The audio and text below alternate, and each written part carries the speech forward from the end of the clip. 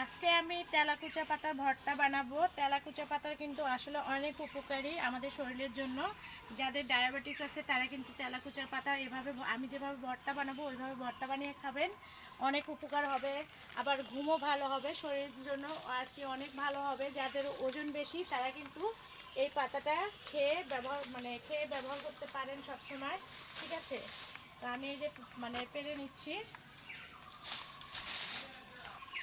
এগুলো কিন্তু গাছে বেশি হয়, তো এই যে পারতেছি।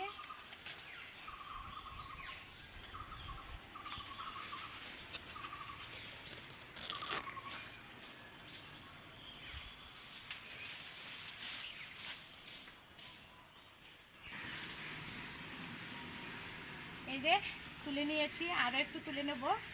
আসলে এর গুণগুণ অনেক বেশি। তো আপনারা চাইলে কিন্তু বাড়িতে আমার মতো এভাবে তুলে নিয়ে ভর্তা বানাতে পারেন। তো আরও একটু উঠাই নেব। এখন হচ্ছে এগুলো কিন্তু বেছে পরিষ্কার করে নেব। তো আপনারা ফুল ভিডিওটি দেখতে থাকেন, ভালো লাগবে।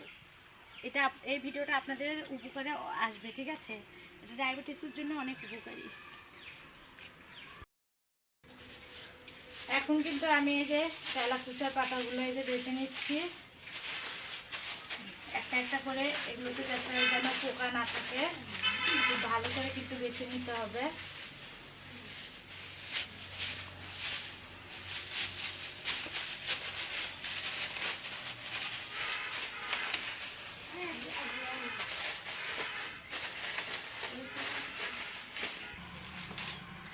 বেছে নেওয়ার পরে কিন্তু আপনারা চাইলে আস্ত পাতাগুলো ভর্তা বানাতে পারেন। তো আমি এখানে এই যে কুচু কুচু করে কেটে নিচ্ছি, খুব সহজেই তাহলে হবে।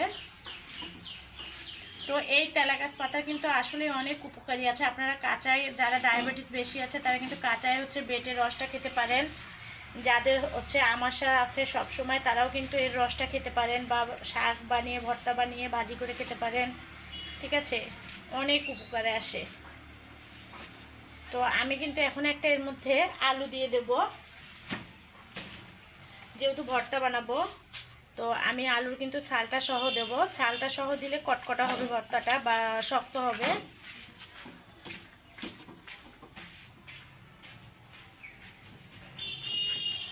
আলুটাও কিন্তু আমি এই যে এইভাবে দেব।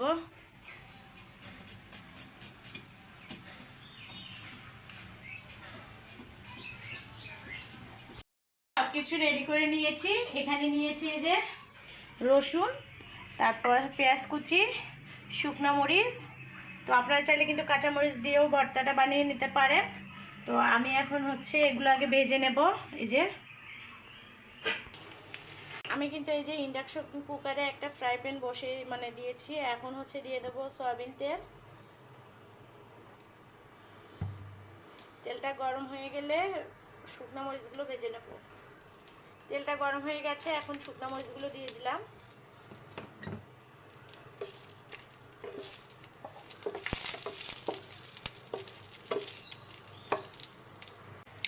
মরিচগুলো ভাজা হয়ে গেছে, এখন আমি রসুন পেঁয়াজগুলো ভেজে নেব।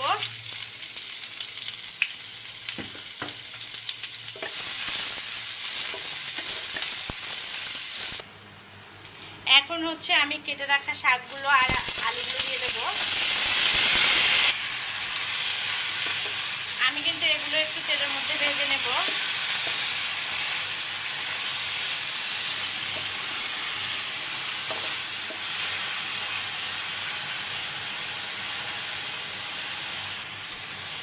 আপনারা চাইলে কিন্তু তেলে ভেজে নিয়ে ভর্তাটা বানাতে পারেন। তো আমি একটু এখানে হালকা পানি দিয়ে দেব।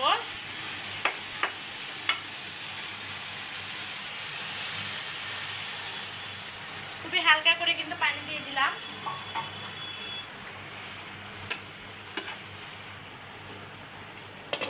এখন হচ্ছে এই যে ঢেকে দিলাম কিছুক্ষণের জন্য। এখন ঢাকনাটা তুলে দেখবো। এই তো দেখেন পানিটা শুকিয়ে গেছে। আর আপনারা যারা আলু খেতে চান না তারা কিন্তু আলুটা স্কিপ করে যাবেন, শুধু পাতাটাই ভর্তা বানাবেন। তো আমাদের বাড়িতে আলুটা দিলে একটু ভর্তাটা খেতে বেশি পছন্দ করে, তার জন্য আমি আলুটা দিয়েছি। তো এখন কিন্তু আমি এগুলো এখানে উল্টে উল্টে ভেজে নেব। একদম রস থাকা যাবে না, রসটা শুকিয়ে নিতে হবে।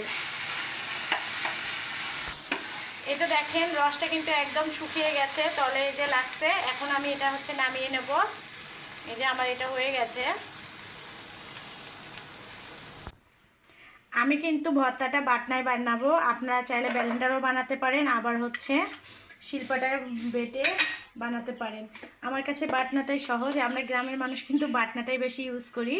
দিয়ে দিলাম স্বাদ মতো লবণ, দিয়ে আগে হচ্ছে মরিচটা ভালো করে গুঁড়ো করে নেব।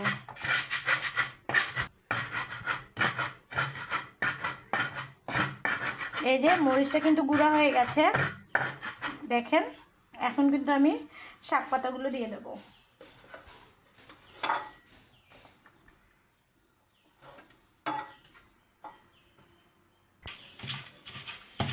শাক পাতাগুলো, রসুনগুলো, পেঁয়াজগুলো সহ এই যে এখন বেটে নিচ্ছি। ওই যে বললাম না, আমার কাছে কিন্তু বাটনাটাই সহজ মনে হয়।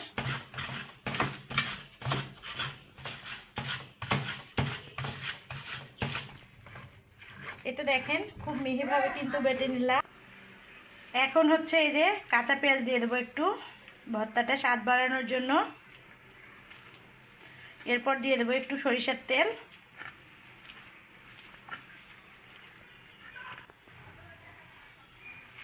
যেহেতু আমি তেলে ভেজে নিয়েছি, তো তার জন্য একটু তেলটা কম করে দিয়ে দিলাম। দেখেন কি লোভনীয় একটা ভর্তা। এই তো আমার ভর্তাটা রেডি। তো দেখেন কতটা লোভনীয় হয়েছে, আর অনেক উপকারী শরীরের জন্য এই তেলাকুচার পাতাটা। তো আপনারা চাইলে কিন্তু ভাজি, ভর্তা যেটাই করেন না কেন বা বড়া করে খেতে পারেন। তো এরকম নিত্য নতুন ভর্তার আইটেম বা অন্যান্য রেসিপি দেখার জন্য চ্যানেলটি সাবস্ক্রাইব করে পাশে থাকবেন। আজকে এই পর্যন্ত, সবাই ভালো থাকবেন। আল্লাহ হাফেজ।